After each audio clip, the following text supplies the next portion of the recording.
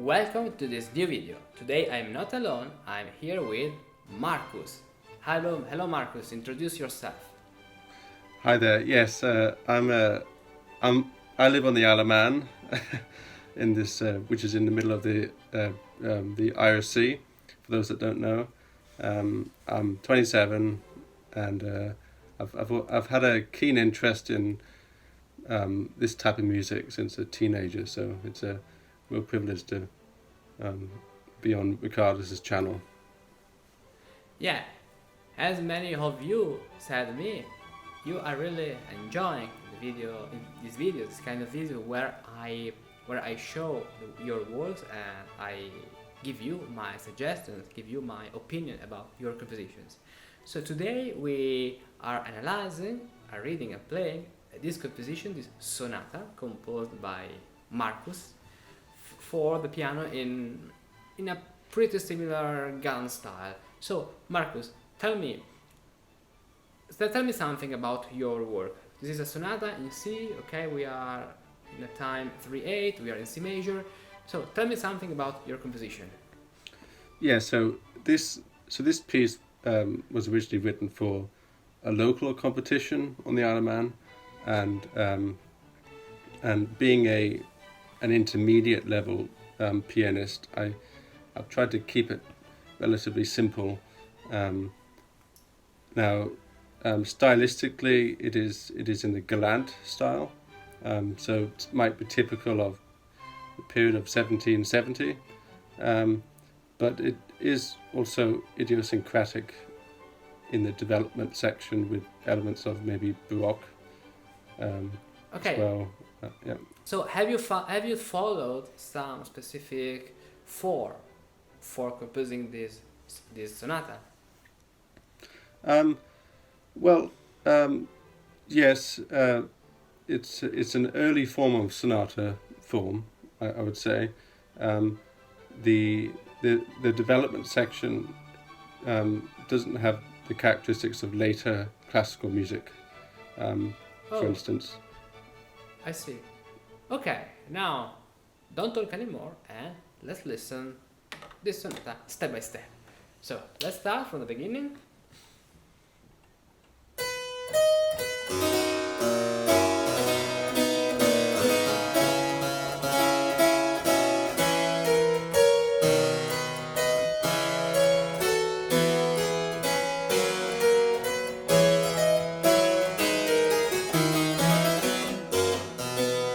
Okay, this is our exordium.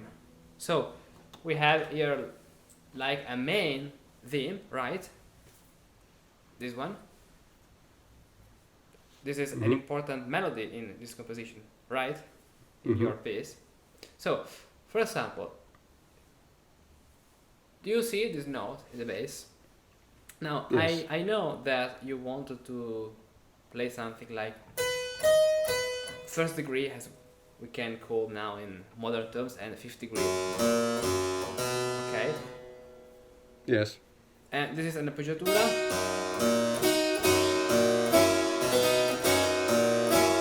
Yeah, this works. Personally, this has a sound like of a E minor chord. I know that this is an appoggiatura, but I don't know, it sounds to me like something in E minor.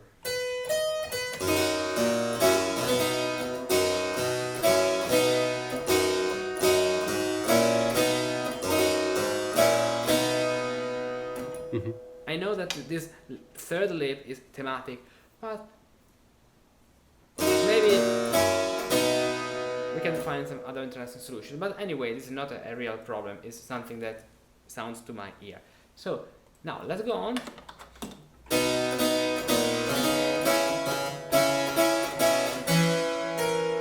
Okay, so what I see here is this point.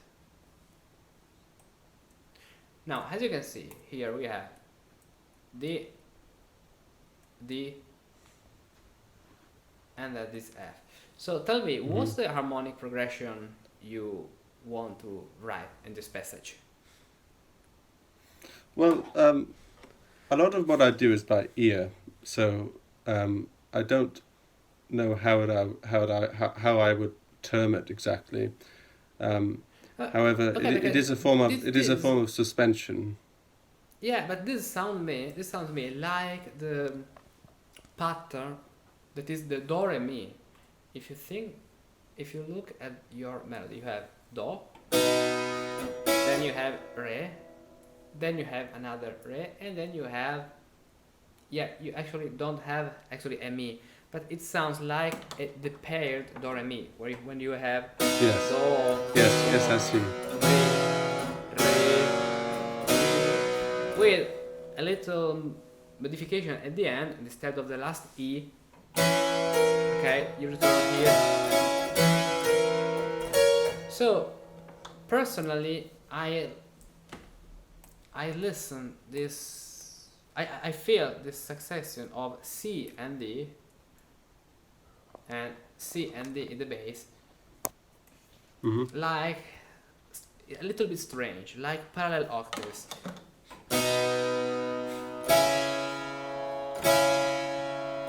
Because this is the structure. So for example, one thing you can do, yeah, or yeah, and then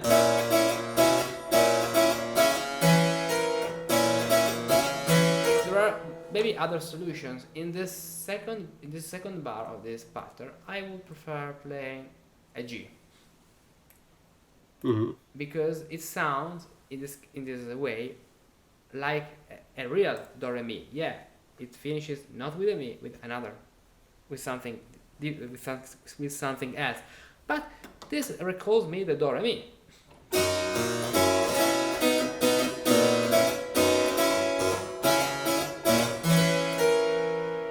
In my opinion, with the G in the bass, it sounds better. What do you think? Yes, I think. Could you play that again, please? Yeah, of course.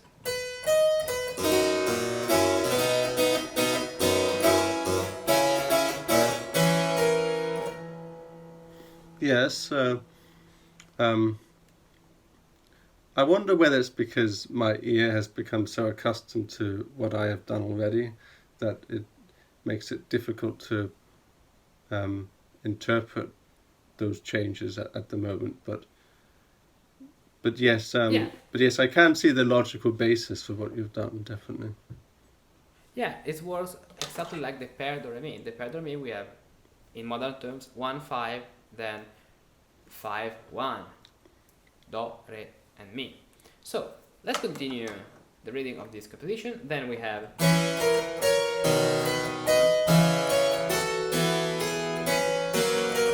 this is really beautiful. This chain of 9/8 suspensions, because you have actually double suspension.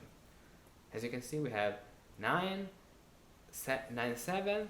Okay, the lower suspension, the B, works like an appoggiatura because the resolution is a stepwise up, okay, not a stepwise down. Not a step down has the D that descends to the C. Then you jump up to the third, and this way you have another 9/8.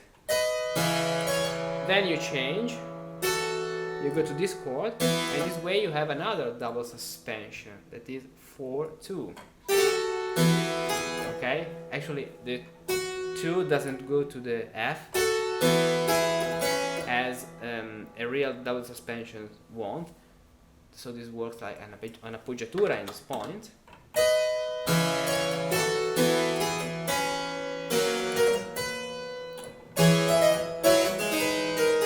Okay, here we have this passage, 4, 4, 5, 6, and then the cadence.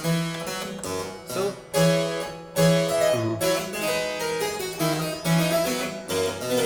good. I really like the beginning of your composition. So now let's pass to the second part. So after the cadence.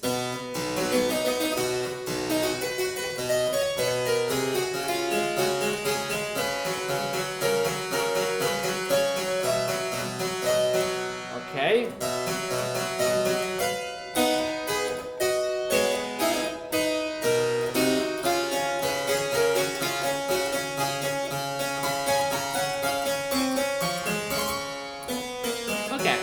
start another part. So this is a different part in the style. In the key, we pass from C major, then we go to the D major chord, that is the fifth degree of G major, where we are going. Then we have here a long pedal of G, okay, and all this section finishes to the fifth degree of C major, that is G major, right? So this passage works like a conjunction between C major and G major. Yes. Right? Yes. Perfect. And there are some specific elements in this part that you wrote that comes from other elements you develop in this composition. Mm-hmm. Yes. Can Yes, you tell yes. me some examples? For example, I don't know. Tell me. Let me just have a look. Because I see a new element here. For example, these triplets. Okay, like if they come from this triplet in the cadence. No, in the cadence we have. Oh this yes, triplet. yeah. And thanks to this new element at the end of the first part, Yeah. this is the first element of the second part.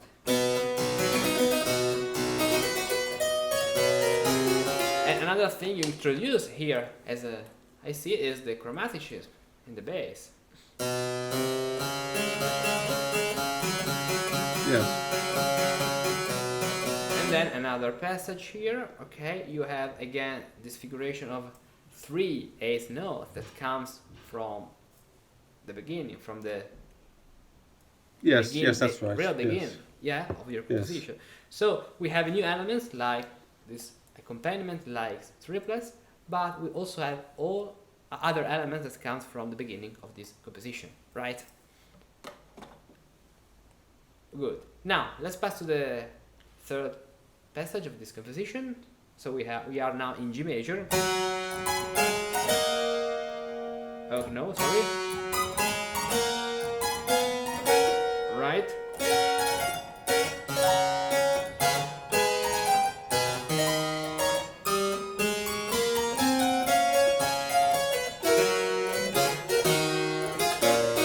Okay. Then before going on, I see in this point C and E and C and D that are actually parallel octaves, so these are not Okay, really yeah. good. And what you can do here, for example, is something really pretty similar to the do re mi, because if you imagine this passage, or better, maybe the right thing to do is using the pedal of this work maybe more like a ponte. So if you stay on the fifth degree, okay, instead of going to the A, first of all you don't have the problem here of the parallel octaves, and then it sounds, in my opinion, better. Let's check it.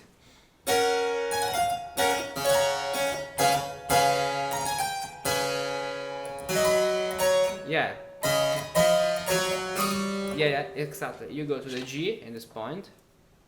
So Yes. F, Yes. for example, F sharp G, and then you use another time the chromaticism that you used before here again. So you use another element, okay, and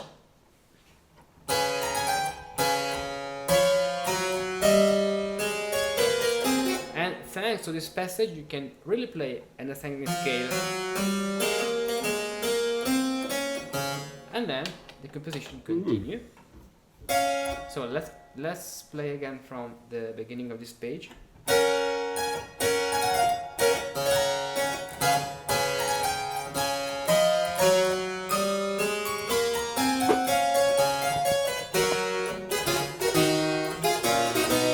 And then we have again this passage, the melody, okay, that is like a new element of the third part of this composition, but now on a bass that is obviously a Romanesca, right? Yeah, that's right. Yeah. Yeah, okay, so we have the same melody but with another bass. Now another thing you can do for improving this passage is here.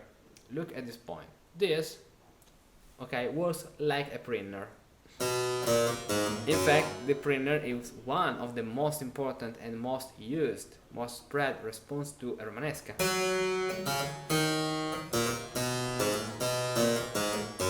So I see, for example, this point, these two parallel octaves that can be really improved only using the F sharp. Oh, I hadn't seen that. 6, for example. Yes. Okay, but in this way we have other parallel. We have these two parallel fifth, F sharp, and that actually sounds not so good also in this point. So we have to find a way for fix this problem, because if we have parallel octaves, we have in this way parallel fifths that are not so good. Okay, now let's find a solution. Yeah, you can go to the D, but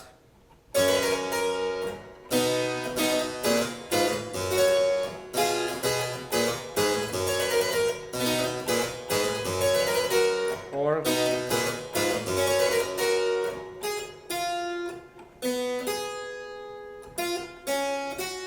yeah, if you want, for example, to have a middle melody, okay, that could be interesting.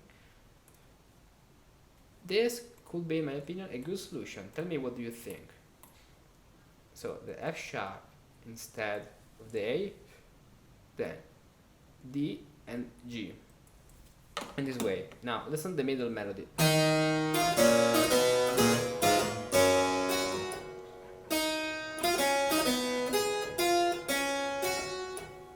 Now let's listen together.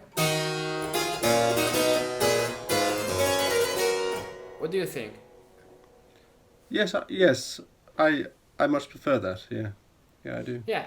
Now on the harpsichord, we can play piano or forte as on the piano. But for example, if you play the piano, this G during the performance can be more piano than the previous note. So this works better on the piano, but this is a piano sonata, so it is good. Now we have another passage, so let's go on. Yeah.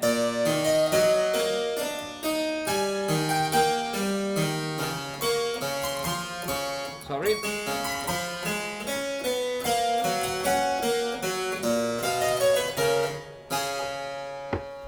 And then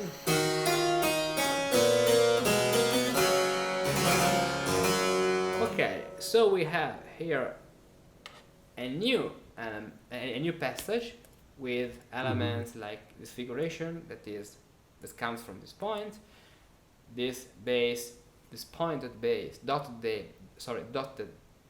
bass that comes from this point, right? And what I see as new elements are, for example, the use of this figuration, okay, as the beginning of a new musical element, because we already have this figuration, as I've just said, but in another context, okay?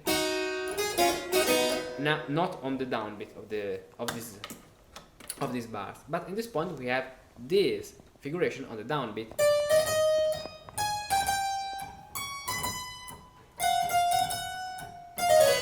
And the last cadence is actually the this cadence, but to G major, right? Yes. Good. So let's continue from this point.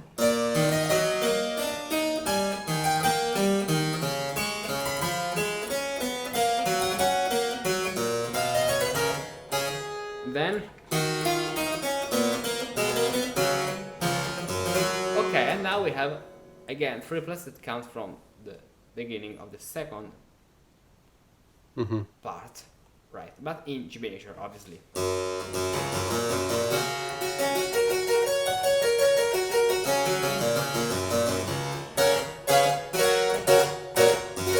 Okay, and these triplets are works like the final chord, like a coda before the refrain scene, right? Good. Yep. Now do you want to add something else, or we can go on to the second part? Tell me. Well, I'm interested to hear briefly what you had to say about the bass accompaniment to that new edition that preceded the coda. So if you just scroll up, Up. sorry, the E minor, the from bar 41. Do you think that bass accompaniment is suitable? Because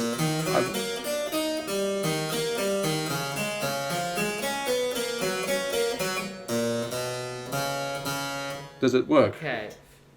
Yeah, it works. It works. So the harmony is clear of the bass. We have elements like, for example, this D sharp. It's clear that is an appoggiatura of the E. It's clear. Then it's clear that we have this.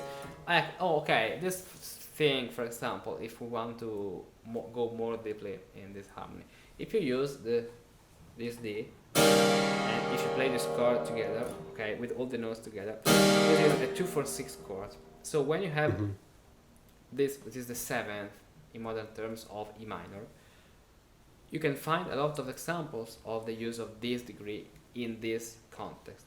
For example, by Johann Sebastian Bach. But usually in this case you have a passage to the sixth chord or with a sharp. It depends on many elements, okay? You are coming back to D minor. So, for example, what actually you can do is use a different harmony here, okay? Mixing the harmony of A minor, okay? But an A minor that from a 3-5 chord becomes 3-5-6. That is in the sound of D major. So you can return to the D major you brought. For example, let's invent a new bass, for example.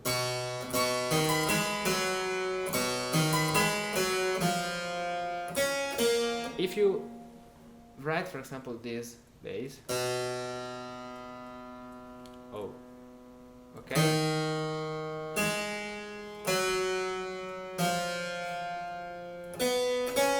You have the right continuation of the melody and the resolution of the passing seventh, okay? But this chord that sounds like A major becomes in the sound another chord with the sound of D major, okay? The 3-6 chord. So, and in my opinion, this works better. Now let's listen how it sounds together.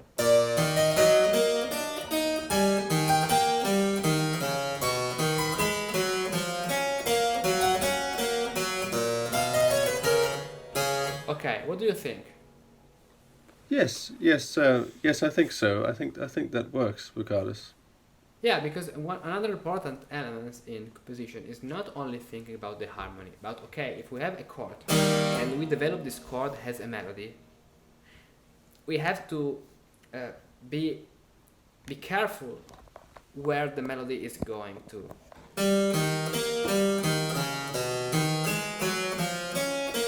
Okay, there are the rule of harmony applied here in the melody in this way. Perfect. Now let's pass to the second part of this composition. So we have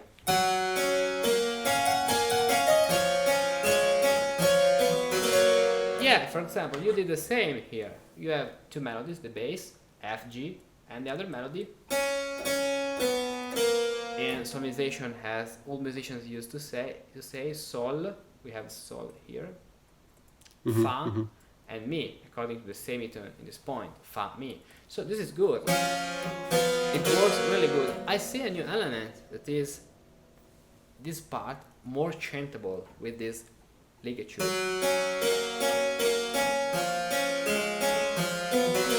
Right, we have a change of the chantability and the style of this part, right? Is it true? Tell me. I'm trying to interpret your... What, in terms of the style here? Yeah. Yeah, because for example, look at the bass. Here we have a lot of dots. They have, this point has a strong character. Now we have, Yes. thanks to the ligature, a more soft character. Yes, that's right. I suppose I wanted to create a, like, this contrast, right? You could say a fluffy introduction to the development, and then that would be contrasted with the minor. So that's maybe how I rationalize with it. I wouldn't say it's particularly sophisticated, the entrance of the development. And I think that it works good because you finish the first part in this way with a strong ending in forte. We have here the F of forte, so we have.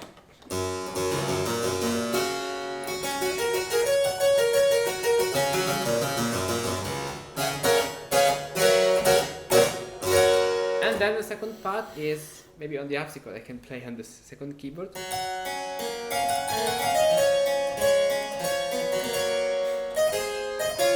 And then forte. Right, so okay, a good contrast. Okay. Okay.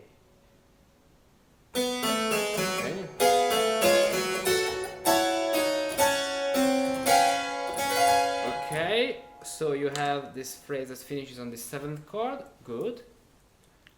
Then MF, let's listen to this part.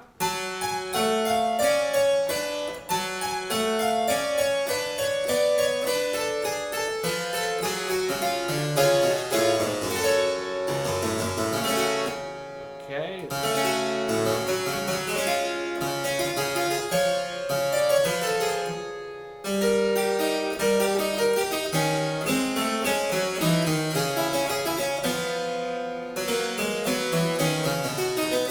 Okay, I see here something really similar to a fonte, but now let's analyze step by step this part. So we have here.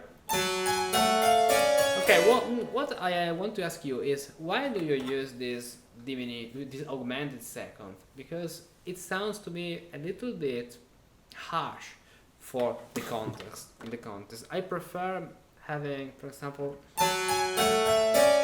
the natural F here, or if you want to have the F sharp, maybe you can use the natural E. Let's listen how it sounds.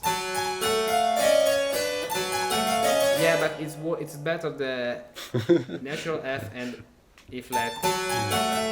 The reason is that we have here another E flat. Why do you wrote this harsh passage? There is a specific reason. Well, I mean, my impression is that that's not uncommon in Baroque music. Am I right? You say that this passage is not so common in Baroque music? No, I meant it's not uncommon. Is that correct? Actually, you can find this passage, but usually in Baroque music we have the minor scale used. First of all, it has the melodic scale. Look, if I'm going up,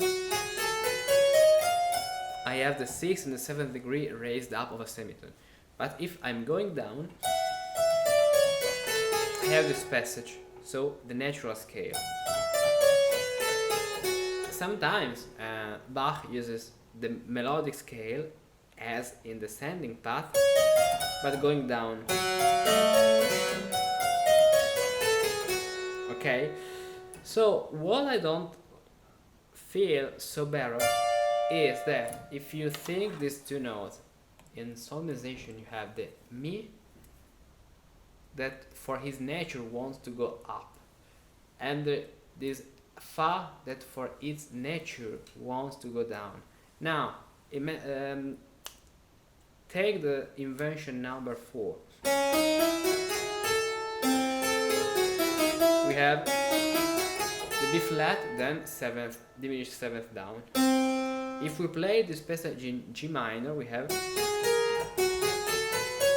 the E flat and the F sharp is down. So I think that this passage is not so common. Okay. Yep. I'll take that.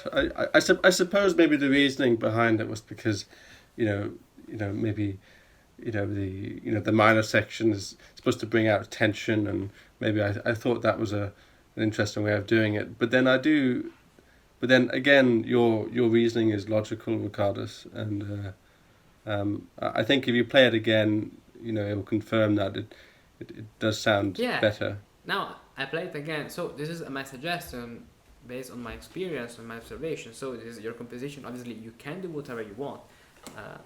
I'm not in a jury. I don't have to. No, judge of course your not. composition, Of course, regardless. But personally, I prefer using in this point the natural F.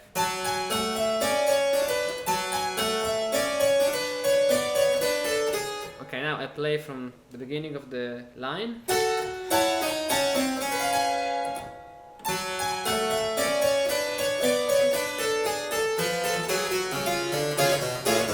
Okay.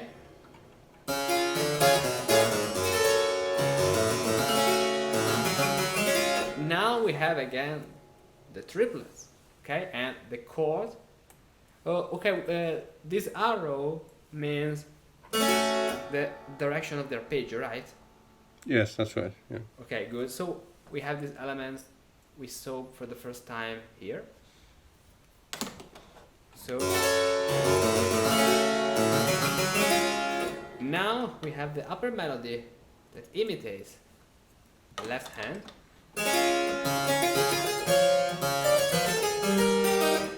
And now we have a big chromaticism, typical in the dispositio of the art of the oratory, to the confutatio, where the thesis you are talking about is under all the contrary theses. It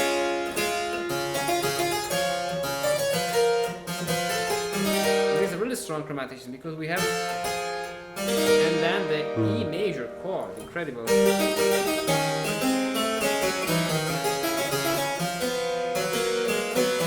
And this passage really recalls a fonte, even if we, even if we don't have,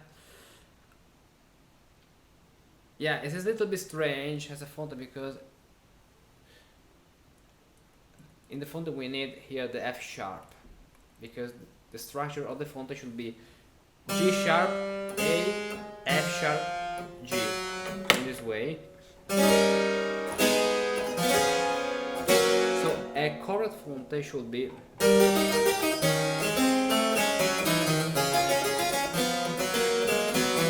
with the F sharp in this point. Okay, yep. Because the base of the fonte I write now down is G sharp, A, and now F sharp, G, in this way. Okay, yep.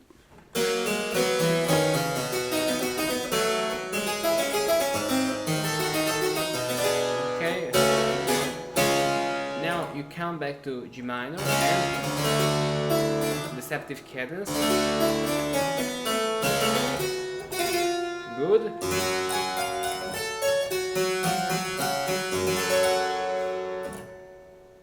And now here the performer can play maybe tell me if it is right, can play a little passage chord, making a conjunction between this chord and the next one.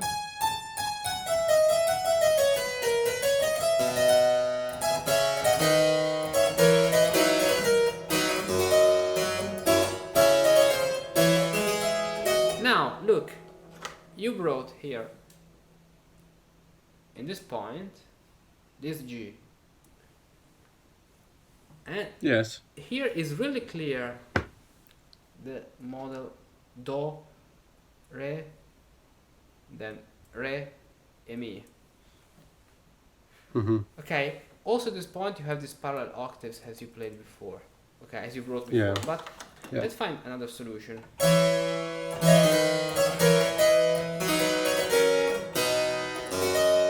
If you want the do, re, mi, you have to consider the note that forms the do re mi, this do, re and mi, because this part is the ending of the previous phrase. Then at the place of this G I will write a C this way, then C, G, right? Yep. And then we can return to, for example, G, and yeah, or here also a B, here G and C. Let's listen how it sounds.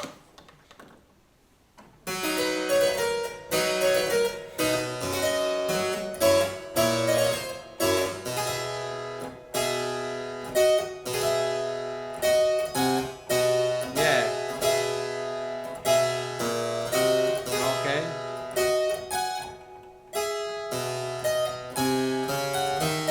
Okay, what do you think? I play it again.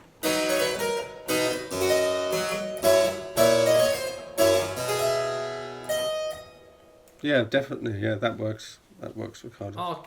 Okay, now let's go on.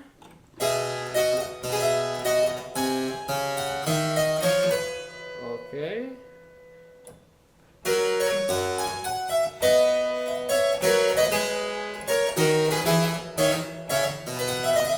Also in this point we have this parallel octave, so we can play. I will just say, Ricardo, that this, you know, the recap is just a copy and paste really of the second subject. So a lot of the changes you made in the beginning will apply here. Ah, okay, I see. Yeah, for example, Yeah. this is the same we had before, but in C major now instead of G Yes. major, right? Yes, that's right. Okay, yeah. okay. So we have again Romanesque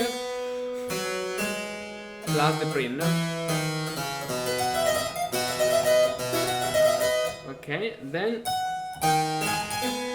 so here we have the same.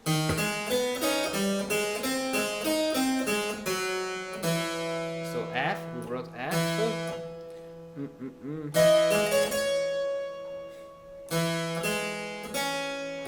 How it was, let me remember. Oh, I don't remember, let me check it.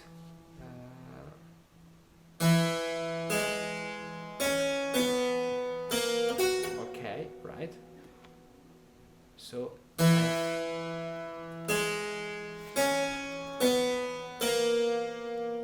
then G in this way.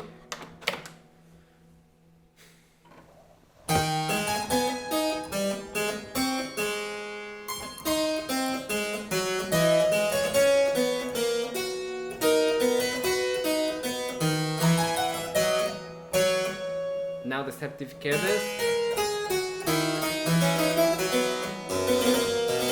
And now the ending is the same but in C major, right? yeah.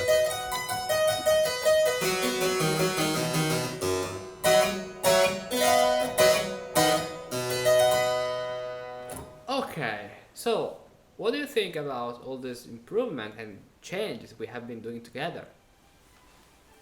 Yeah, I mean, I have to say, Ricardo, is that a lot of the work that I do in this sort of thing, it's quite isolating. Sorry, it's quite isolated in that I don't have much input from other people, but when I have, you know, yourself giving feedback on this, it's really helpful to see where I'm going wrong and what I'm doing maybe a little bit better. So it's really helpful, Ricardo's. Nice, I'm really happy of this, and it has been really a pleasure to help you in your composition, and giving you some advice, some suggestions based on my experience. And Yes. then I'll send you this PDF with this correction, with these improvements, okay? Because sometimes they are only improvement.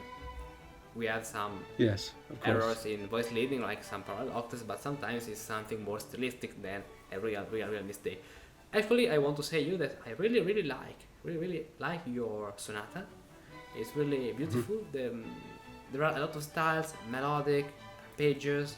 We have dotted notes. We have really a lot of contrast between strong parts and then more fluffy parts, like in this point, as we said before, the first part that finishes with a strong harmony, and the new beginning of the second part that is really softer.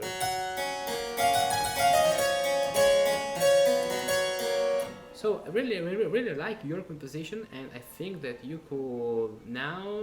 can now write the second movement, right?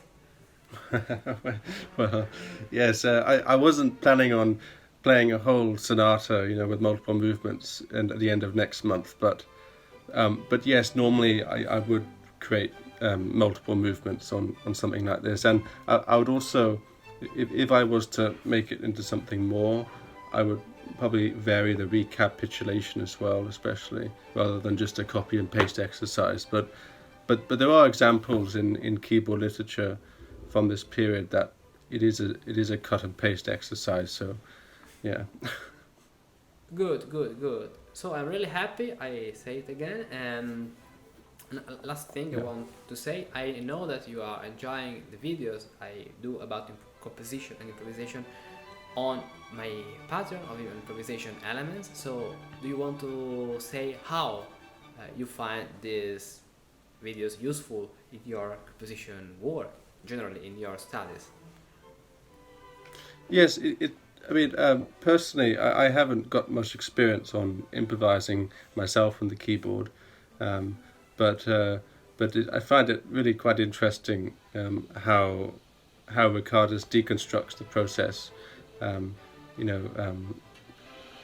breaking down the pieces of the jigsaw, so to speak, to make it more understandable. So definitely, that's very, very helpful. Okay, so it has been really a pleasure to meet you and to give you some suggestions to your work, to your beautiful sonata. So now it's the time to go to bed for me, because here is already it's pretty 9 p.m. So it's really tired. Yeah, it's really that's late. fine, I'm Ricardas. really tired today, especially. And so see you in the next video, and goodbye to all, and goodbye to you, Markus. See you soon with the second movement of this sonata, right? Okay, Ricardas, thank you very much. Okay, bye. Bye. If you have been watching this video up to the end, I bet you too are fascinated by the world of partimenti, improvisation and historical composition. For us musicians of the 21st century, it's important and fundamental to know these techniques, and the way in which the great master of the past used them artfully to compose the extraordinary music we play today. If you master these patterns, you can better understand and interpret what you play. You can compose new music based on these patterns, and you can improvise new music from scratch because you know the grammar of this musical language. For that, I created improvisation elements, a set of several improvisation exercise videos, for each of which you can download a PDF to practice whenever you want. Improvisation Elements is an ambitious project and is reserved for those who support my work on Patreon. Every week I upload new Improvisation Elements videos on different topics, sequences, scales, cadences and more. All these videos are organized at the following page. So now subscribe a membership on Patreon, choose the exercise you want to practice and become an improviser.